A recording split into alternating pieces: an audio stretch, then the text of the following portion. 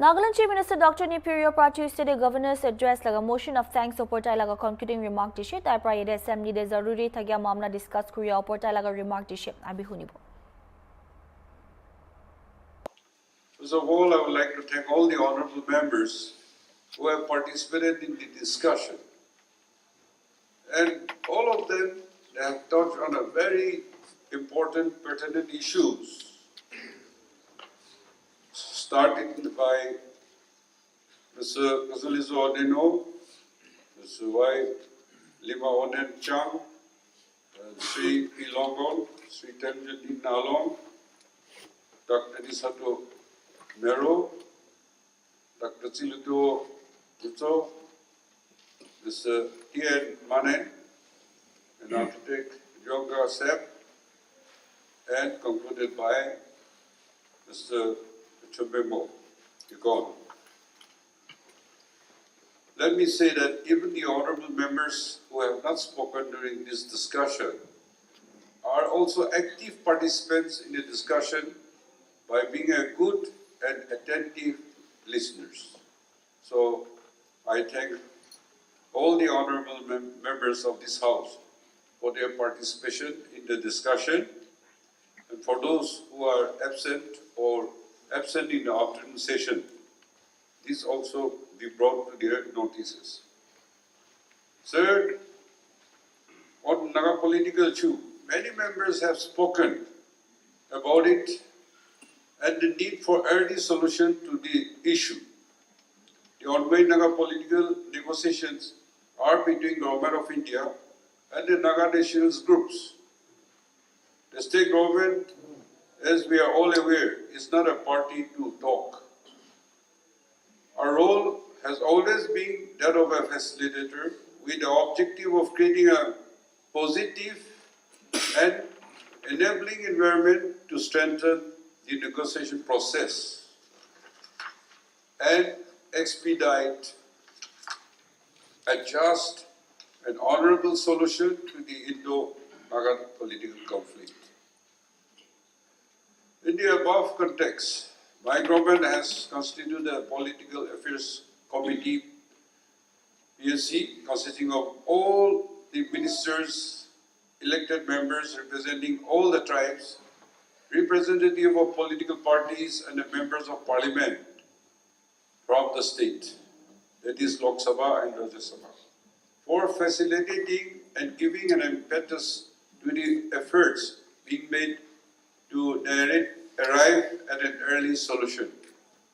And for this very reason, this 14th House, we have opposition-less government on one issue, that is Naga political issue, to be resolved with unity and one mind. The Political Affairs Committee in its meeting have been deliberating and reviewing the major issues relating to Naga political issue. And recently, to further channelize our efforts in an effective manner, the PSC has constituted a subcommittee under my chairmanship. Honorable Speaker, sir, as you are aware, recently I had led an official high-level delegation to New Delhi, which also include the Honorable Deputy Chief Minister, Mr. Y. Patton, and my other colleagues, CL Jong, Minister, Paiwang Minister, Mr. Minister, and Achubebo, and the two MPs, Sopon Merin Javier from Congress, Panglong Konyak from BJP, and PSC members Abu and Rosem. On 5th February 2026, the delegation along with our members from MP, we all met the Union Home Minister. We in particular highlights the 4-point resolution adopted at the consultative meeting on the Naga political issue held on 12 September 2024. In this consultative meeting, which was attended by all stakeholders, including tribal hosts, representatives from civil societies, mass-based organizations, church organizations, NGOs, officers, the unions, student bodies, political parties, and in this, we have 226 signatures obtained in the meeting who attended with 61 different organizations. And we passed 4 resolutions wherein the House appealed to the Government of India to elevate the ongoing dialogue and peace process to the highest political level, public minister level, by appointing an interlocutor of political level or minister level who has the confidence and mandate of Government of India. Our delegation reiterated this desire of our people expressed in the Council meeting on 12 September 2024, and the Union Home Minister an earnest request for elevating the ongoing dialogue and peace process by appointing a political and ministerial level to expedite the talk. As you are aware, sir, many groups, organizations, they are having meeting at different level and also saying that the dialogue ended in 19 October 2024. But to the government and to the elected members, though framework agreement is signed on 3rd August 2015 and agreed position in 2017, we feel that though the negotiation concluded, but till solution is found, the situation or the settlement has not come. And therefore, to find that, we had expressed our mind, and the resolutions of 12 September 2024 was presented to him. And I'm happy to share with the House that the Union Home Minister responded positively to our request and has indicated that a Minister of State from Home Affairs, along with a senior officer from the Home Ministry, would be appointed for Naga talks at the political level, public ministerial level. And we are grateful, and we are anxiously awaiting. And I had also separately had a meeting, apprised the Home Secretary and the IB officials to expedite, and they assured me that consultation is going on. So, we hope something will come up, and the Political Affairs Committee, which we had constituted, will continue to have consultation with the Naga groups and also the civil societies to expedite. This is our commitment. Sir, I'm to inform that the 5th February 2026, the state government has signed the Memorandum of Agreement, MOA, with the Government of India and the Eastern Naga Peoples Organization for the constitution of the Frontier Nagaland Territorial Authority within the state of Nagaland.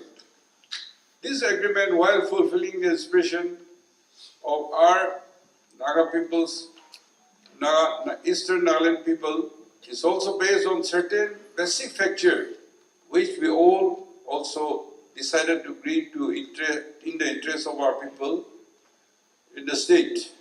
The first one is that there should not be any division of Nagaland state.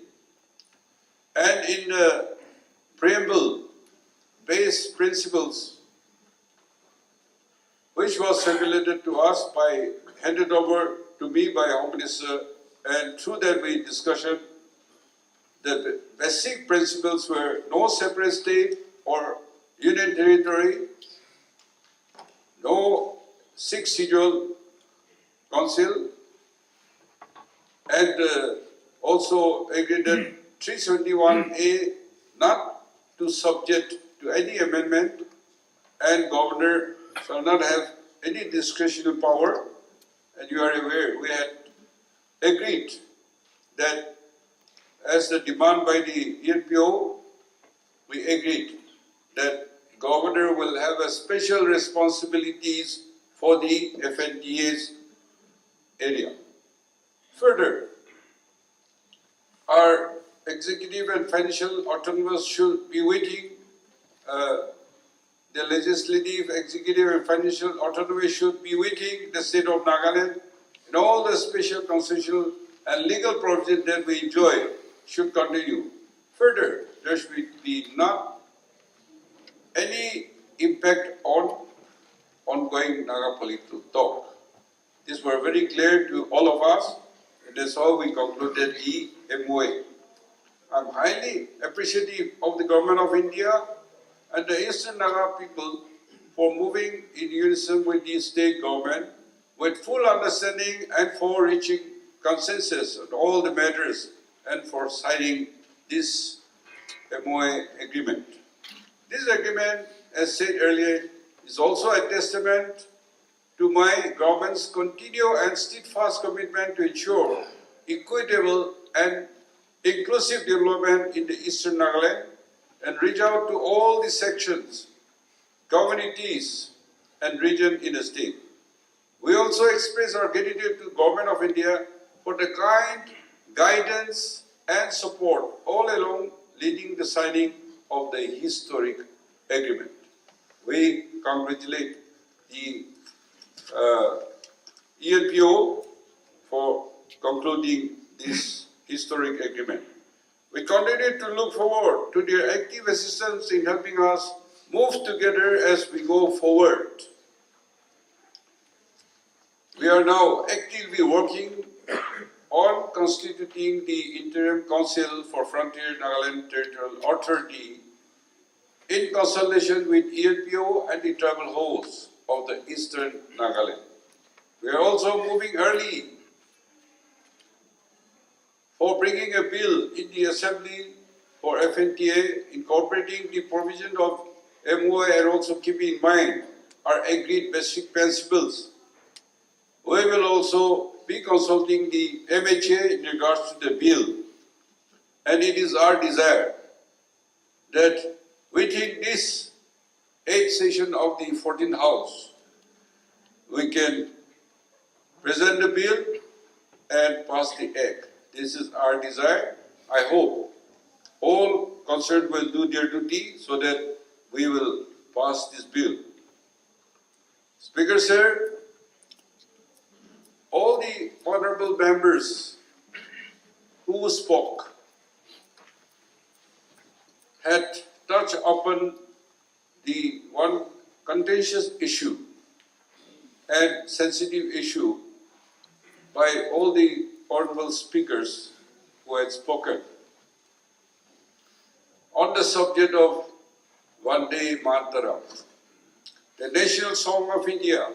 Much have been said and deliberated upon. Honorable of this House, namely, have expressed their views and opinion on this subject, which is sensitive and at the same time of national significance. The views and opinion of all the members have spoken are respected and well received. Any democratic deliberation is positive and echoes the nation's foundation of freedom of expression and opinion.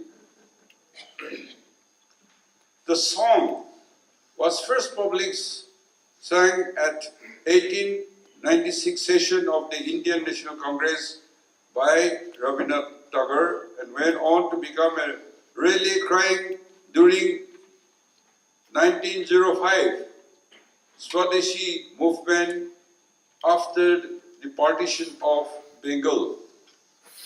It was frequently banned by British authorities due to its revolutionary resonance.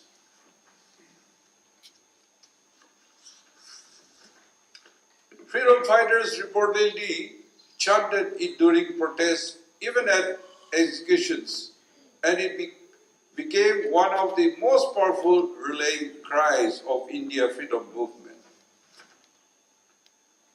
For generation of India freedom fighters, Vande Mataram was not merely a song, it signifies courage and sacrifice, and it symbolized resistance against colonial oppression. Many marched, protested, and even embraced martyrdom with these words on their lips. It is in this context that we should acknowledge this history with humility and respect. At the same time, we must also keep in mind that India's strength lies in her diversity of faith, languages, cultures, and traditions. The constitutional provisions of Vande Mataram must also be further understood through the frames of fundamental right, secularism, and constitutional morality. If we truly believe that the motherland is sacred, then every child of that mother must feel equally secure under her embrace. As you are aware, the executive order, which was sealed on 28 January 2028, and copies circulated to all the chief secretaries, administration of all states, government, UT administration secretaries of all ministers, department of government of India, subject order relating to the national song of India, and signed by Joint Secretary, Government of India. So this circulation came as an executive order from the Home Ministry. Let Vande Mataram continue to inspire. Let it remain a symbol of sacrifice and freedom, but let us also ensure that our action reflect the constitutional morality that bind us together as one republic. As for the state of Nagaland, as the honorable members had expressed their sentiment, the feeling of the people whom they represent, and elaborated further even by reading Bible verses and also legal terms. We had already recorded those things. Some are expounded, but all these sentiments are already reflected. Nagaland state is created through a political agreement known as 16-point agreement by the Naga People Convention and Government of India. And in this, through that agreement, the Article 371A in the Constitution of India given a special provision with respect to the state of Nagaland. And you are all aware, and I'll read it out again. Notwithstanding anything in this Constitution, no act of Parliament in respect of religious or social practices of the Nagas, Naga customary law and procedure, administration of civil and criminal justice involving decision according to Naga customary law, ownership and transfer of land and its resources, shall apply to the state of Nagaland unless the Nagaland Legislative Assembly of Nagaland by resolution so decides. Well, we have different views. Some members also mentioned about the sacrifice and the contents of the song were also mentioned by the members, controversial, mentioning so many goddesses and the gods of warrior, the fighter, and the gods of wealth and goodwill. So I feel our discussion here is for public consumption, but since we have made a system that any law or executive orders that is not comfortable with us, we decided to refer to the select committee of the House the applicability of the central law or order, whether it is acceptable or not. I think we should refer to the select committee of the House. So if members can understand the issues, because we respect the fighters, the freedom fighters, and the songs and the composers, but we have fundamental right and it should not encroach. Plus our Article 371A, which I read, I feel it is a fit case to be referred to the select committee of this House. And there, all the members and consulting the legal opinions and also all political parties can discuss. Yes, the executive order, which we are not against, when the VVIPs of central VVIPs come, or the honorable governors and the constitutional heads come, I think we have to tolerate, but for us, the select committee of the House, they like to apply their mind and do the right thing.